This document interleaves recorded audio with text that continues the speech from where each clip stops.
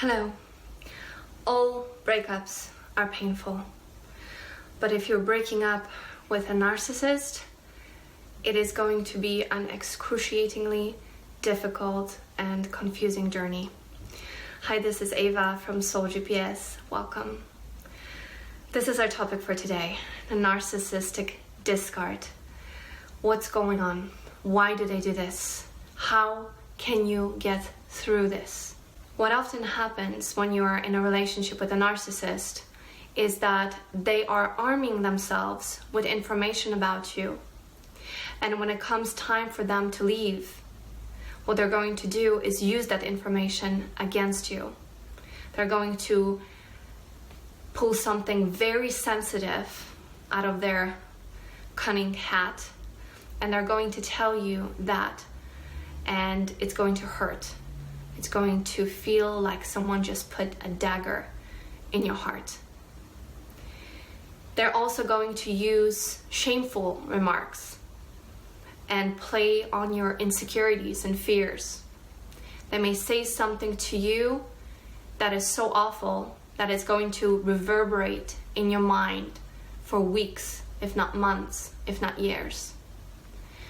What you need to do is remember where that comes from and what is the purpose behind it. The place that it comes from is from their own very dark mind. These are the kinds of people who have the need to put other people down so that they can elevate themselves up. Even though the facade may make you think that they're very confident and they can handle anything, the truth is the opposite. It is only the facade. But deep inside, these are the people who are highly insecure and afraid. These are the people that will betray you on a dime if it's going to serve them. These are the people that will smear you, that are going to tell lies about you to other people so that they can preserve their perfect image of who they are. It is themselves, I think, that they need to convince more than anyone else that they're a good person. They're also going to spend amount of time and energy on showing you the new supply, right? And it's like driving that dagger even deeper into your heart. What you need to know is that this is not normal. It shouldn't happen this way. All relationships are painful when they end. But that pain doesn't usually last a very long time. It doesn't cause cognitive dissonance. There's a closure to it. There's no closure when you're breaking up with a narcissist. It usually seems to end kind of in the middle with a big blowout, or after many cycles of psychological torture. Why do they not create a closure? Why don't they not create this opportunity to talk things out and maybe part in grace and dignity? Well, one is that they're incapable of facing a person with truth because they don't live in truth, and also they're very cowardly. To be able to face someone and tell them to their face that you're ending a relationship because X, Y, or Z takes tremendous amount of courage. These people don't have it. It's easier for them to just drop you and ghost you and disappear until you then see them with another person. There's another reason why there is no closure in a relationship with a narcissist, and that is that by leaving the door slightly open, they are opening up the possibility of coming back and hoovering you in case that they want to ever get back with you, or maybe they're bored, or maybe their current supply isn't delivering, so now they're going to come back. And I've experienced and I've heard of comebacks that happen years after the breakup. That's why you want to make sure that your doors are sealed so that you don't go back into that, because it's never going to get better. It's only going to get worse. You also want to block them and close all the doors and seal all the windows, because that's your final act of discard.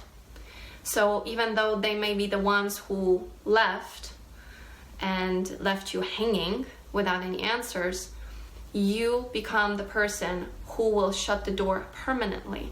And that's going to give you a sense of control and a sense of self-honoring.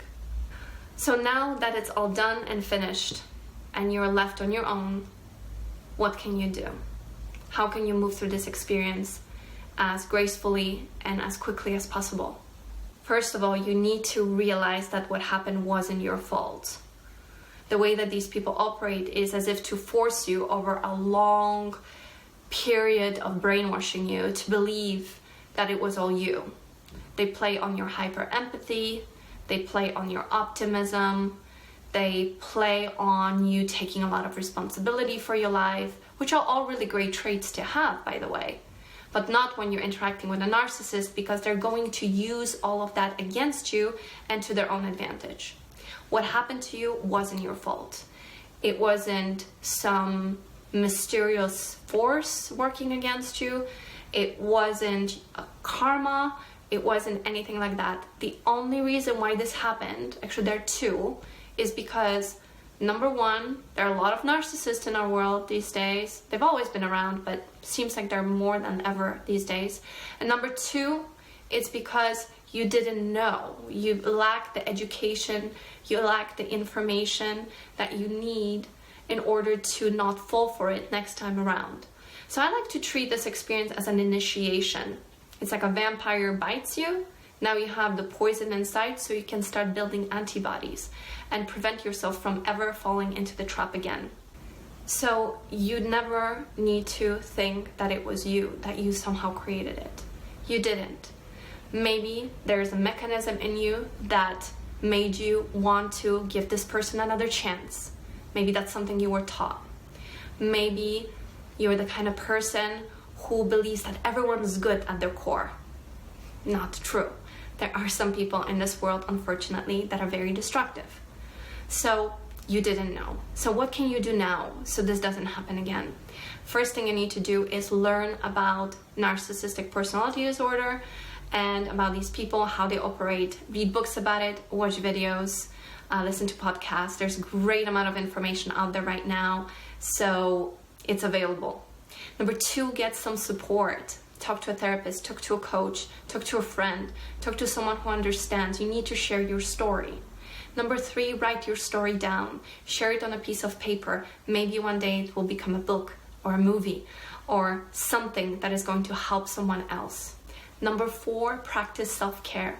Upgrade it. This is not easy work. Some people may think, oh, self-care, this sounds nice, sounds easy. It's not. It is not, especially for someone who is used to putting other people first and not themselves. So this is the time for you to practice putting yourself first, your health first, your dreams first. It is very important that you learn to take care of yourself. So do that. Again, lots of information about self-care out there. And number five, live a great life. This is the best revenge you can take on a narcissist, is that you get so happy, so overjoyed, and you get so on track with your life, and you look back and you think, wow, I could never ever do this again. This person has no power over me. In fact, you may be able to even laugh at it. So give yourself the time, give yourself the care that you need and the empathy directed towards yourself, towards your heart, and know that you can overcome it. A lot of people have already overcome it. You can do it too. There's lots of support here. We're all here standing together and sharing our love and support. So that's what I'm sending to you now, and that's my wish for you. Stay strong, and if you need additional help, you can contact me for coaching. All that information is on my website. I also have a couple of programs. One is free, and it's the SOS program that helps you overcome the initial shock of realizing what you've been through. And the second one, that is a 12-week course, is specifically designed for trauma bonds and healing from those so that you can move on and live your best life. Sending you all my best. Bye-bye.